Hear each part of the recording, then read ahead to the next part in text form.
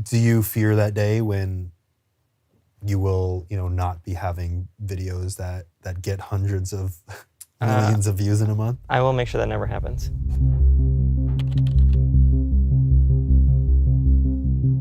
This episode is sponsored by BetterHelp Online Therapy. Visit betterhelp.com/Padilla because sometimes existing is exhausting. And if you want to watch this episode completely uncensored with absolutely no ads, click the join button down below to become a member. Members are going to be getting a lot more than that as well very soon. Anyway, hello, Jason. Hello, Anthony. Or should I say, hello, everybody. This is your daily dose of internet. You get a little more stress. Oh, yeah, like with your daily dose. That was much better. So, hello, everyone. This is your daily dose of internet. Nice. Let's first describe what it is that your channel does. Your clip show channel. Yeah, so basically I show the top trending videos from around the world, whatever is popular I want on my channel. And I just want to show the best quality possible. You're basically a master curator. Yeah.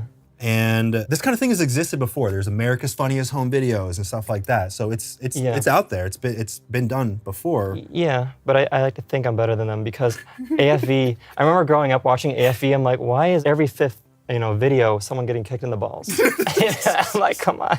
That's not entertaining. Yeah, and then other people on YouTube, Ray William Johnson was doing the same thing for a long time, and he was the #1 most subscribed channel. So he was an inspiration of mine, but no hate to him. I was like, what if I could do what he does without the talking, without making the jokes? Because whenever I watched his videos, that's what I always hated. I would always skip what he was talking about and go straight to the content. I'm like, you're a funny guy and everything. I get it. You're a good guy on camera. But however, I'm just here for the content. The very first time that we ever spoke, you reached out to me and you were like, hey, so I'm getting a lot of offers from people to buy my channel, and I know you sold Smosh. I want to get a little bit of advice. Yeah, it was, so the past 4 months of me have been kind of crazy because I was really in kind of panic mode because I haven't seen that kind of performance with my channel in a long time. You're getting 350 million views a month? Well, now, but I'm saying I was worried because my channel wasn't doing that great according to my own standards. Oh. So I was kind of in panic mode and I didn't know what to do. It's kind of like selling a stock at the high point. You don't want to sell at the low point. So I'm like, I know what my business is worth. Should I sell it now? Should I sell out? So I reached out to a few companies and see what they had to offer. And one company was like $10 million. Another one was like 12 million. Another one was like, just name your price. And I was like, I'll do it. You were thinking about actually selling it? I was really thinking about just selling out and just basically just quitting YouTube. So then you called me, and did that change your mind? No. Our conversation? No. Oh, okay, I wasn't very convincing. It was nice to talk to you. Not me. But honestly, you didn't really help that much. Cool, I'm glad you're honest. Ultimately, I was about 2 meetings away from really selling out, but I think it was my mom. She's like, all you do is complain about your channel and how you're struggling and everything. Why don't you do something to change it? I'm like, okay, Mom, I will. My sister did the same thing. She's like, you can't do everything by yourself. You need a team. Yeah, because you were literally the only person working on the channel. Yes. With 15 million subscribers. So I talked to myself and I'm like, let's just give YouTube Shorts a try before we sell out. Let's see how YouTube Shorts works. Best decision I ever made. Everything has exploded. Subscribers, views, everything. Yeah. Why do people want your channel so bad? Why are there so many offers in the tens of millions of dollars? Because here's how it works. 95% of all viral videos that you see on the internet are owned by about 12 companies. Really? Yeah. Well, because they purchased that? I don't want to say they own it, but they are an agent. They're a representative. If you sign away the contract, basically what happens is they go, okay, we represent your video now. We will then distribute that to ABC, CBS, all these big corporations.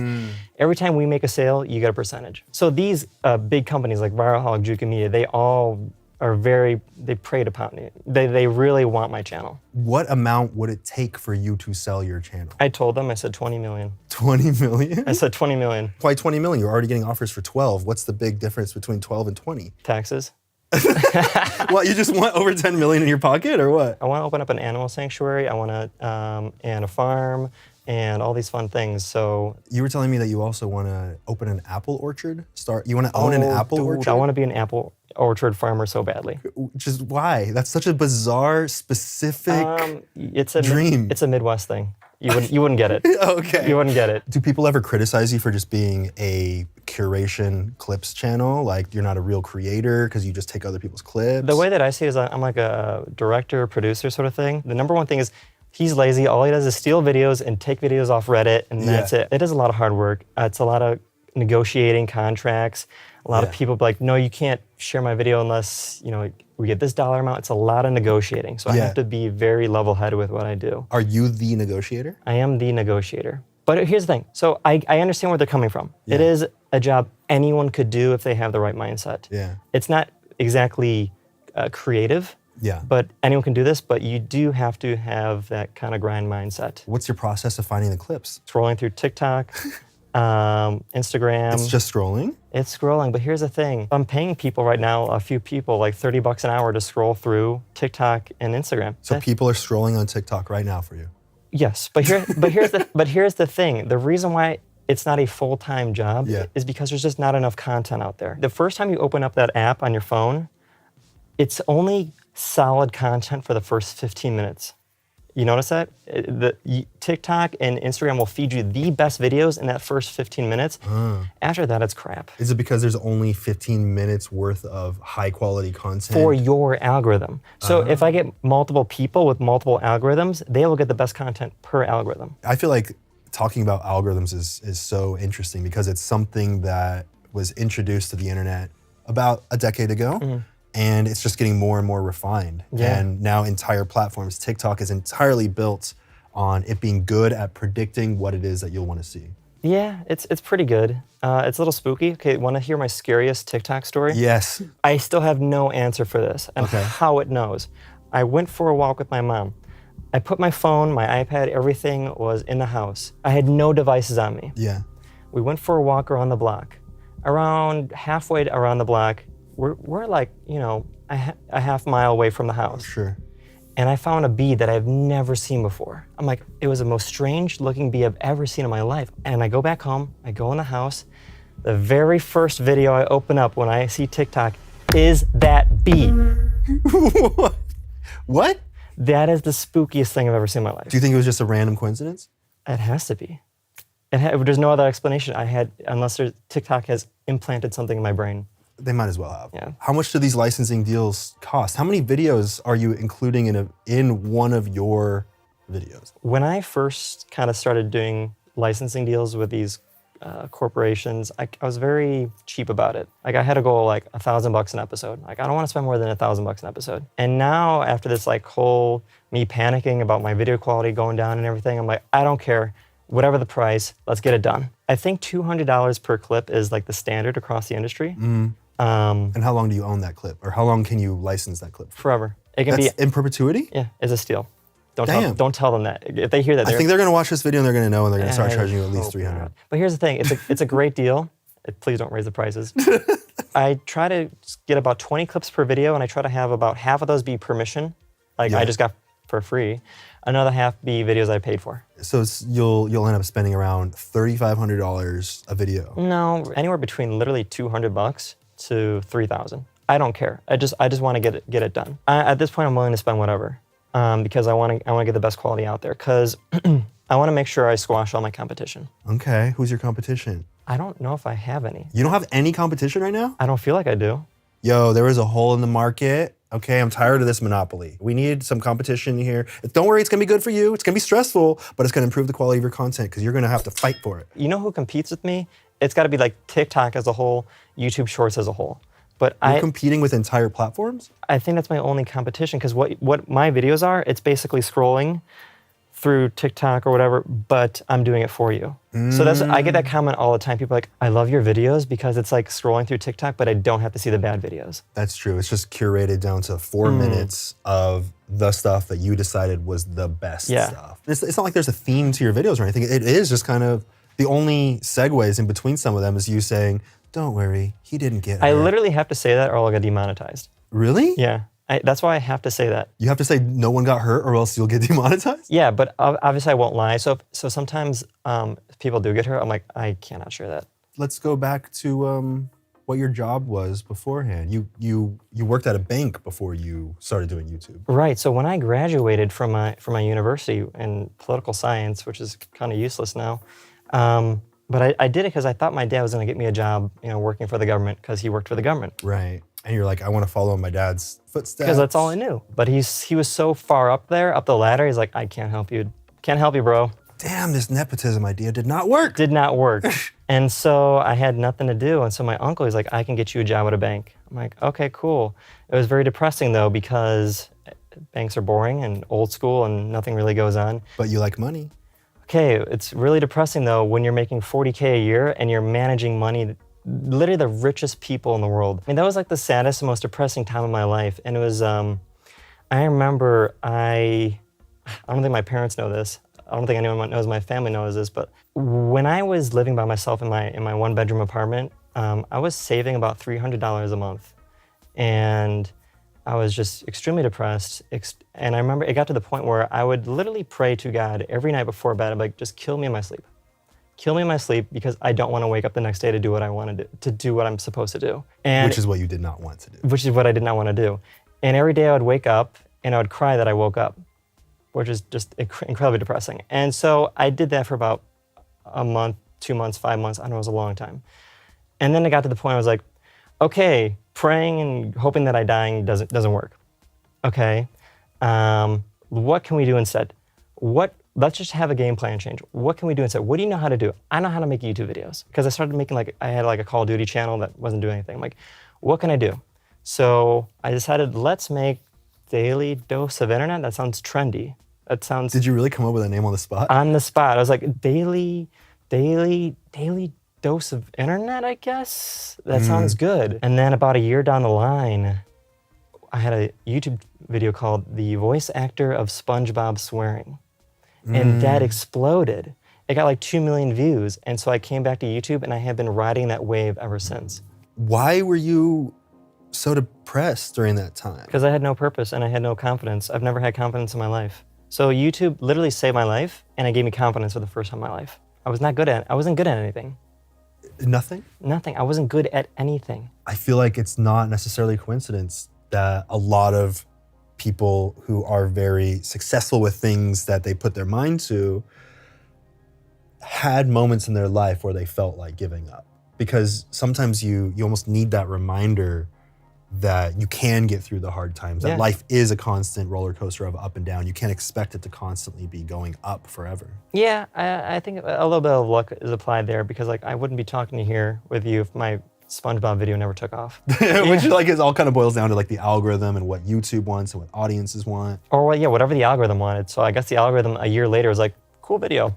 Oh, so it started popping off a year after you uploaded it. Yeah, I uploaded it and then a year later it popped off. And then you said, wait, maybe there is a future in this for me? Exactly. So I was still working at the bank doing YouTube videos and I called one of my coworkers over who I still talk to. He's super cool. He's like, what? I'm like, this is how much I'm making a day on YouTube. He's like, why are you still here? I'm like, good point. And so then I put my 2 weeks in and I quit on Groundhog Day 2018. So whenever Groundhog Day comes around, I'm like, it's the 5-year anniversary of me quitting. Was your family encouraging when you decided that you were gonna quit your 9-to-5 bank job and go do something that takes a lot of risk like YouTube? No, my aunt said no. My uncle, I don't think he was supportive. My mom was definitely not supportive. My dad was just like, okay, what do you got to lose? Yeah. And I kind of had that same mentality. I was like, what do I have to lose? I'm at the bottom of the totem pole of a corporation I don't want to be at. Might as well take a jump. It's not like I'm all the way up here, with a prestigious job and everything. I better try something different. People don't take risks if they're comfortable. That's true. It actually discourages risks. Yeah. And that's why as you start to age, people get more comfortable with their lifestyle, with their job, with what they feel is their place in the world. Yeah. And it makes any curveball feel like it's the end of the world. Yeah, exactly. Well, that's why I was so stressed out about the past 5 months because oh my God, I've been doing the same formula for years and it's worked so well. It's not working anymore. I panicked, what do I do? And that's why I had to take a leap of faith with shorts. And I also extended the length of my videos, which is what YouTube wants. I'm banned from the front page What, you can't be recommended to the front page? I am blacklisted. Why? So when I first started YouTube, I made every single time, like when I first started blasting off on YouTube in 2017 and I think 2018, I was exploding so fast. And it's because I got the #1 trending, #2 trending almost every time I uploaded. And YouTube didn't like that. Why? Because they have a rule about curating content. What's their rule? They don't want compilation channels. I've talked to YouTube about this. They don't know what to define me. They don't know if I'm a compilation channel or I'm like a featuring director sort of thing. They don't even know how to define me. Yeah. But they think I'm too risky to put on the front page. But here's the thing, they love me. YouTube loves me. They love me. And I know that because I've talked to them. They want me to be around. Yeah. But they don't want their front page to be compilation stuff. Was there a day when you found out that you were banned from being on the front page? Yeah, they told me. What? They just told, so an employee told you? Yeah, an employee said, yeah, you're banned. You're like, it's not like a rule they just made. Like, yeah, because you are a compilation channel, you can't be on here. Damn, I didn't realize that. I guess if you go to the trending page, you're not gonna see any compilation videos? It's always gonna be, Jimmy Kimmel forever. Oh, God. Quick fact, by the way, Rocket Money is sponsoring this episode. Rocket Money is a personal finance app that finds and cancels your unwanted subscriptions, monitors your spendings, and helps you lower your bills all in one single place. Like for example, I just found out that I've been being charged every single month for the past 5 years for the copy of John Wick 2 that I ordered on Redbox 5 years ago. But most Americans are just as stupid as me, and they think they spend around $80 a month on subscriptions when it's actually closer to $200. Rocket Money shows you all your subscriptions in one place and then cancels anything you don't want for you. It can even find subscriptions that you didn't know you were paying for. Like, yes, I did find out that I was paying for 2 different Spotify accounts at once. Stop throwing money away, cancel unwanted subscriptions, and manage your expenses the easy way by going to rocketmoney.com/Padilla. That's rocketmoney.com/Padilla. That's rocketmoney.com/Padilla. Now, back to the world of Daily Dose of Internet. What is it like now having this newfound sense of confidence? It's nice. I can make a lot of friends. I can socialize. I love socializing. I'm a social butterfly. I remember I told my +1 at the Streamer Awards, I said, don't be offended, but I'm literally just gonna jump around from person to person to person. I'm not ignoring you. I'm just so busy gonna be jumping around. I probably won't give you very much attention. What does that feel like now that, being on the platform has offered you so much more of a social life? I think making friends is everything. Well, here's the thing. What frustrates me the most about YouTubers is that for the most part, they just kind of want to do their own thing. And I want to socialize. But YouTubers don't really socialize that often. They don't have like big get-togethers like Twitch streamers do or other streamers do. It's very true. So I like hanging out with these streamers because they socialize. And the other thing is that I don't have an incentive to hang out with them. The only incentive I have to hang out with them is it's fun. It's fun. There's no networking, there's no business side. There's no way that they can help me. No ladders to climb? There's no way that they can help me. It's just cool. Like, it's cool talking, a little bit of business here and there, but for the most part, it's just me having a good time. Growing up, I didn't really have too many friends. In high school, I think I had 3 friends. And that I would sit with at the table, at the lunch table. Yeah. And it'd be this Asian girl who couldn't speak English, this heroin addict who taught us how to inject heroin, and he taught us that you have to inject it in your toes because that way nobody knows. Oh, and it's good that it rhymes, so he can't forget. I will never forget that. Inject it in your toes so nobody knows. You can make a song out of that. Yeah. And then the third person was this chubby kid who could produce milk from his nipples.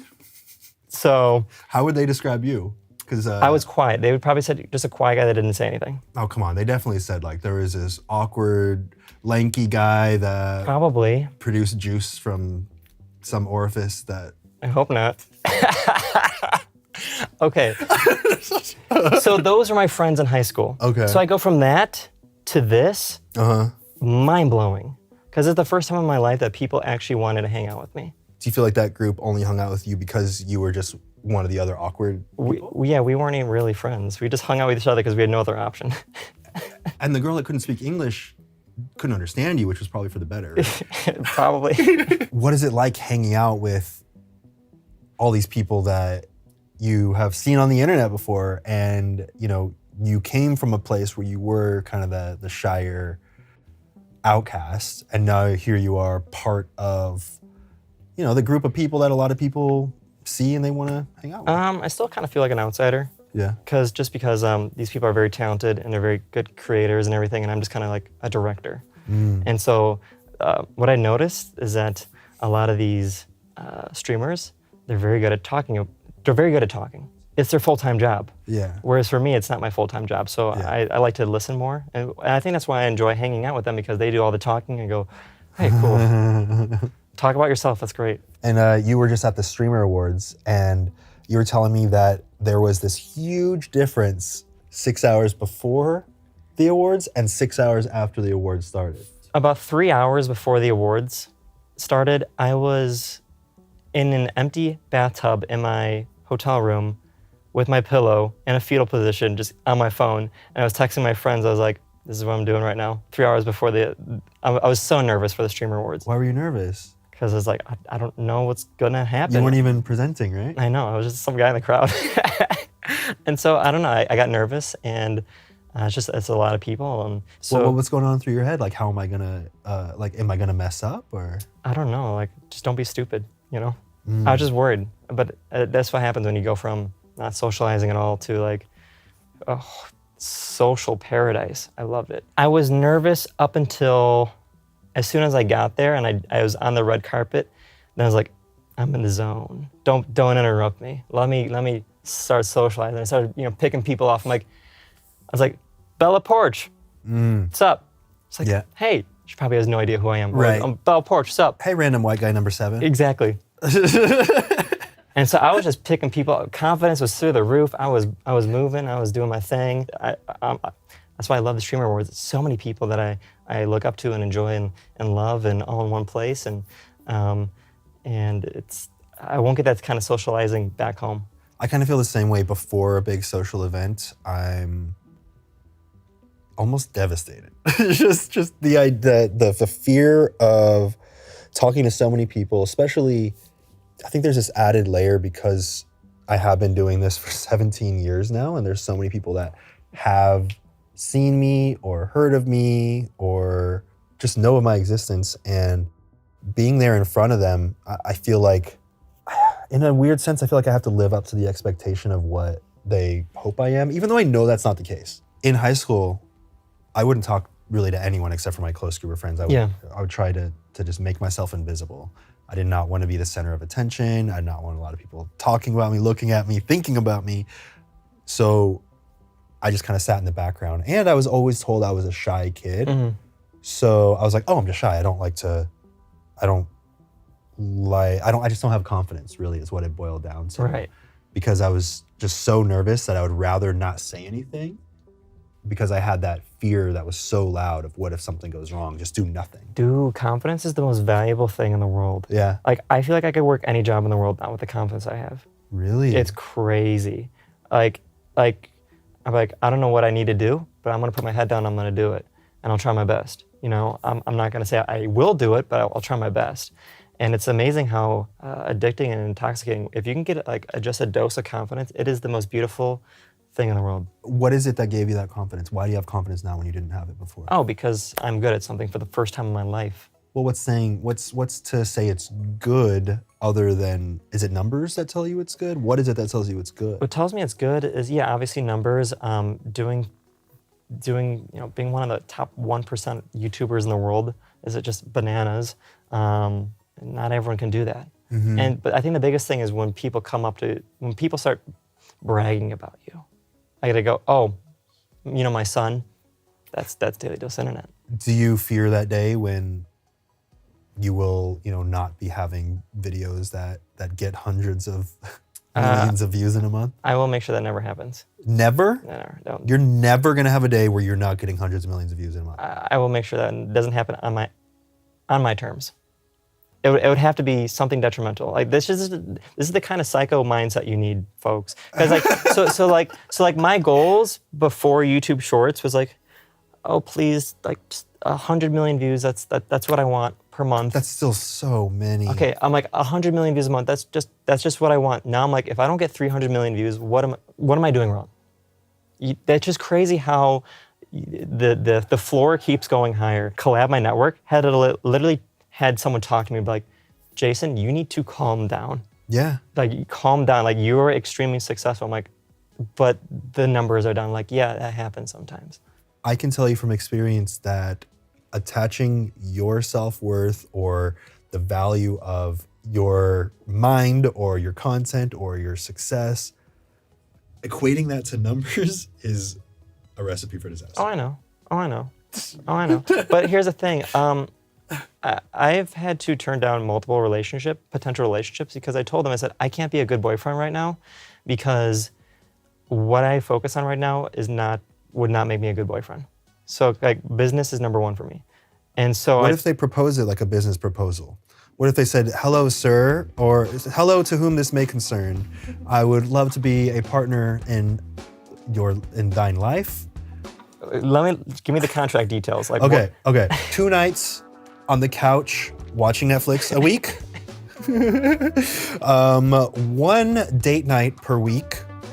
Take me to a carnival, win me stuffed animal made in China that I'm gonna throw away when I get home. Yeah. Kiss me on the forehead before you leave for work. That one of those things, yeah. So here's what I told myself. That's it. It's that simple. So here's what I told I'm myself. not even asking for sex. Okay. So here's what I told myself. Because since I'm self-aware that it's not healthy, I told myself, when I'm 35, I'm done. Like I'm probably just 99% likely I will just be done with YouTube when I'm 35, which is 5 years from now. I thought you said you're never gonna have On my own terms. So you're giving yourself 5 years and you're done. That is what I'm telling myself. We'll see. I don't think that's gonna happen. It sounds like you're too obsessed. Realistically. But here's the thing. If I tell myself I'm gonna do this for 10 years, I'm like, 10 years, Jesus. So I remember I was on a podcast with, Hassan and Cutie. Yeah. And I told them, yeah, I'll probably be done in like 2 to 3 years. And now I'm telling myself 5 years. Yeah. So don't listen to me. When you talked on the phone with me, you said at least 2 more years. So 2 years, 3 years, 5 years. It's gonna be 10 years tomorrow. I hope not. I know one day I'm gonna wake up and it's just gonna be, it's been 8 years, 10 years, huh? I feel like you're gonna keep going because you're not gonna have that foundation of a lot of the things that people say are like the foundation of life, like relationships. Yeah, all those things. Because you're avoiding that stuff in order to build this. Yeah. But you're not going to have that to turn to when you decide you're done with this. So what is the option? Keep doing what you're doing. Yeah, it's I don't know. Probably the biggest reason why I'm still doing YouTube is the fact that I can socialize and meet new people. Mm-hmm. Because I can hang out with people that can, because I was talking to a company and they're like, what dollar amount? I'm like, honestly, I don't think it's really the dollar amount. I think it's just, I love doing what I'm doing too much because it allows me to socialize and hang out with so many cool people and make some new friends, which I've never had before. That's the end of this video. I really hope you enjoyed and I'll see you guys again very, very soon. Later. This is a weird bee kind of guy. Bees are my favorite insect in the whole world. Why? Because they pollinate the apples? So that's another good reason, but I think they are feared for wrong reasons, and they're cute and they're fuzzy. Here's the thing. Have you ever touched a bee before? Like just for fun, petted a bee? No, I'm afraid it's going to kill me. No, it's not going to kill you. Okay, next time you see a bee, audience, look at me. Next time you see a bee, see them pollinating, touch their butt. What? Touch their butt. Well, ask for consent first. Ask for consent, touch their butt, and they won't do anything. Can you say this without getting sued by someone that touches that and gets stung and has an allergic reaction? Okay, here's the thing. When bees are pollinating, they don't care about anything in the whole world. It's like throwing a human into a pit of money and be like, hey, is it okay if I touch you here? They're like, I don't care. Look at all this money. It's the same thing with a bee.